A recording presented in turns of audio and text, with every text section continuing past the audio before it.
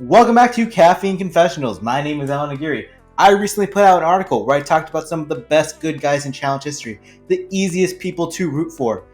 This video is going to be about that. I'm going to talk about some of the best villains in challenge history, the people who just you hated to watch, who you rooted against, and were really damn good at their job.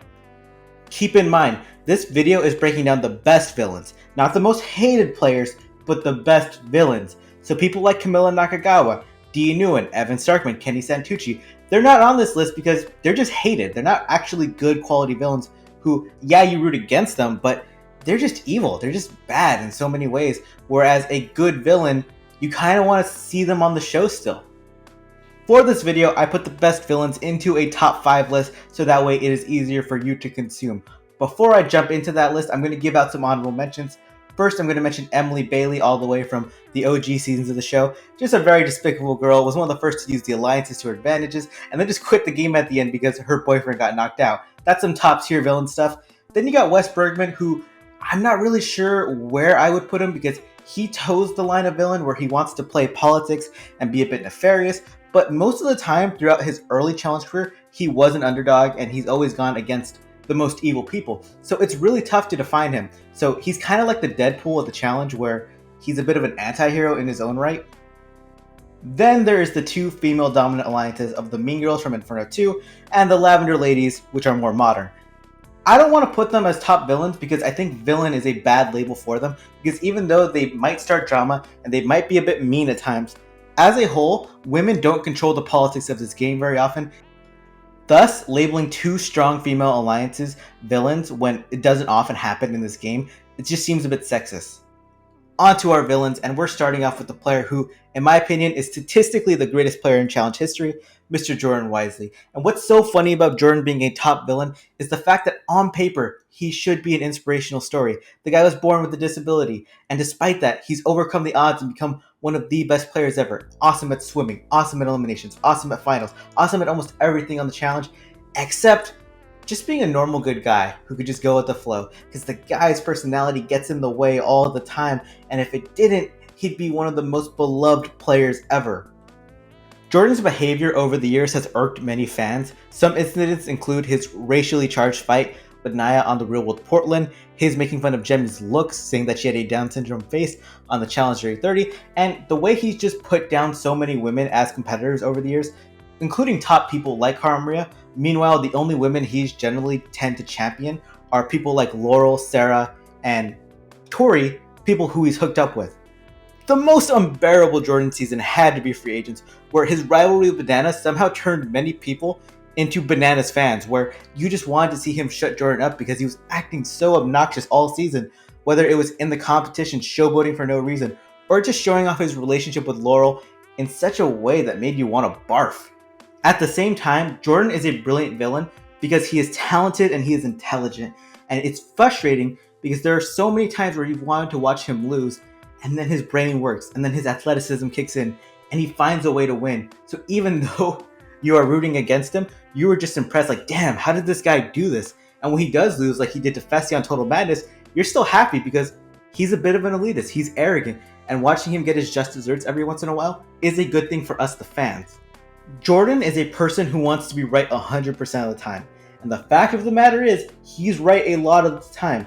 Yet, it's his actions and his behavior that makes people just not even agree with him, even if he is right. And that's trademark of a good villain, because even if they're making sense, you still don't want to cheer for them. Coming in at number 4, we have a wombo combo. We have a couple, Paulie Calafiore and Cara Maria Sorbello. I want to specify, this is Cara Maria from War of the Worlds 1 on.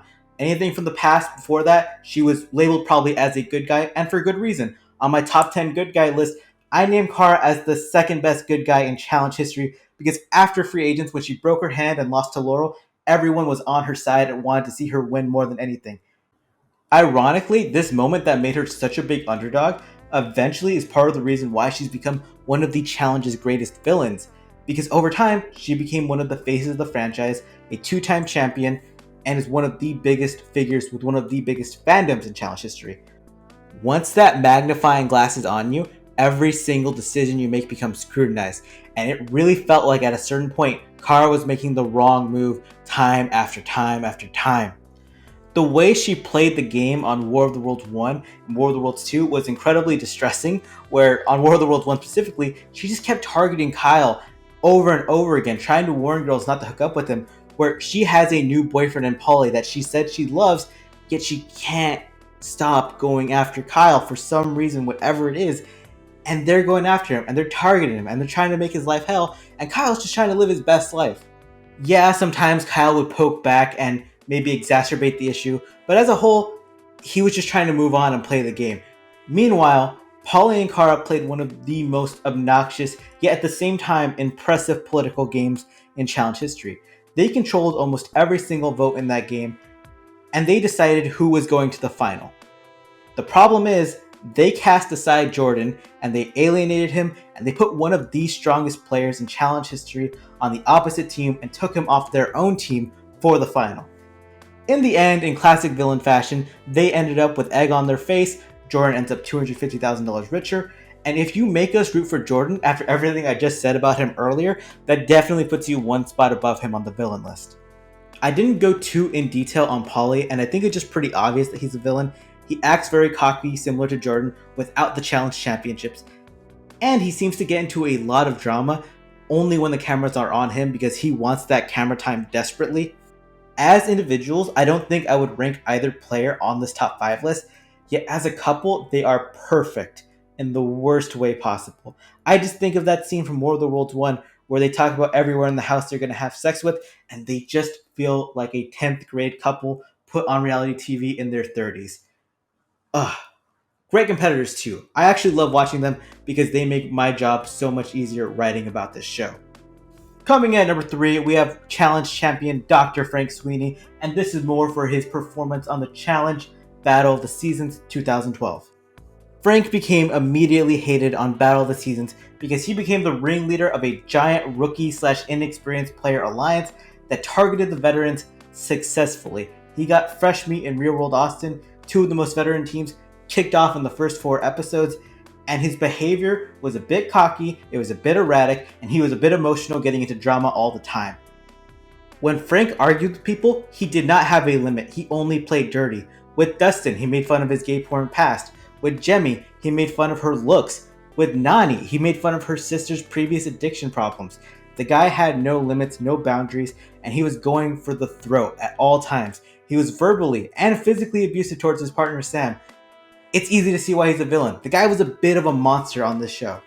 The most frustrating thing about Frank to casual fans, and it's a recurring theme we see with the other villains, is the fact that he was damn good at the challenge, where in the physical activities, he was a beast. When it came to the political and social game, he was a really strong manipulator, not just to other players, but to his teammates. There's a moment where he's agreed to go into a certain elimination instead of Zach, but then he blows up on Zach and he's fighting with him. And I just think that he's being crazy and emotional and a bit of a coward. Then I rewatched the show and he's totally manipulating Zach the whole time. He's gaslighting him. He's just trying to save his own ass and he's trying to ditch Zach in the process. And he keeps doing this throughout the show and it works. The guy's a master manipulator. Another small villainous thing about Frank that you notice when rewatching is that when he realizes that he has to vote someone into elimination, he will try to instigate a little drama between them so that that person will blow up on him. Thus, when he actually executes such backstabbing or voting them in, he is in the right. It's so evil. Tony uses the same strategy on Survivor Cagayan, and Josh Martinez sometimes tries to use it in the challenge today. Doesn't work as well, but man, Frank is so good at that, and he's such a villain for it. I do want to put some respect on Frank's name because there hasn't been another gay male in this show to dominate the game both politically and physically. Along with that, he's a successful doctor now, so good for him. At number 2, we have the OG herself, Miss Beth Stolar-Sizich from the Real World Los Angeles.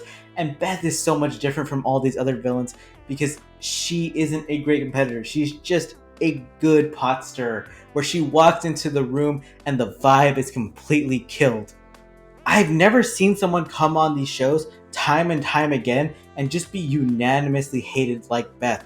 Why is she hated? It's because she comes on these shows and acts like she's above people. She talks about having money and having possessions where she doesn't need to be on reality TV, yet she keeps coming on for some reason. And then she talks about being one of the best athletes, how she's bigger and stronger than the other girls, and they're afraid to go up against her. But she's quit multiple seasons. It doesn't make sense. It's hilarious. It's perfect for reality TV. At the same time, why does she keep coming on just to quit and to flop? Look, if I knew what Beth's intentions on these shows were, I would tell you in a heartbeat. And I think that's what makes her a perfect villain, because it's hard to encapsulate what she is. And it's funny because if you ever see her social media these days, she talks about coming back on the show, even at her older age. And I kind of want to see it. I don't think she'll do well, because she didn't do well back in the day when the show was easier. Yet for some reason, I know that even though all this time has passed, she's still the same Beth. She's still going to be stirring the pot. She's still going to be creating rumors about people, true or false, no matter what. Man, Beth was such a good villain because she encapsulated chaotic evil in so many ways where there was no rhyme or reason to her. Even good people like Derek Kosinski, who generally just never got into it with women, was friends with the most chaotic women on the show and supported them, even he would curse out Beth. That means a lot. That speaks volumes to who the person Beth is, where she's getting that guy that riled up. At number 1, it's obvious, it is Mr. Johnny Bananas, and you might think to yourself like, hey, I'm a Johnny Bananas fan. Well, yeah, the Patriots, the Lakers, all these teams with all these titles have a lot of wins, but you gotta remember, you're the villain at the end of the day, and you should just embrace it. Have fun with your villain, and just champion him as much as possible, all while we root against him. In terms of villainous deeds, Bananas has racked up a laundry list. Some of the highlights / lowlights include his overall misogynistic and awful behavior on the island towards all the women, him voting in Cara Maria on free agents with a broken hand, and of course, stealing the money from Sarah Rice on Rivals 3. The guy is a bit of a baby when the game doesn't go his way. What irks me the most is the way he talks about other players in interviews, where he always diminishes their achievements. He talks about people like Ashley and Cara Maria as being carried, because for some reason these women just can't be strong game players on their own and compete with him. Wes is someone who he's made fun of his business ventures, where you could say Wes is a bad player for whatever reason, but to make fun of his business ventures when that's something he prides himself on and has become successful in this world outside of the challenge, that's awful. I mean, that's just straight up mean. Kenny did an interview where he talked about Johnny mentioning that CT had gotten fat and married an ex-stripper. That's just kind of below the belt, dude. Like, why can't you let these other players, be at the top with you? He's so focused on being the main star of the show, he has to push everyone else down.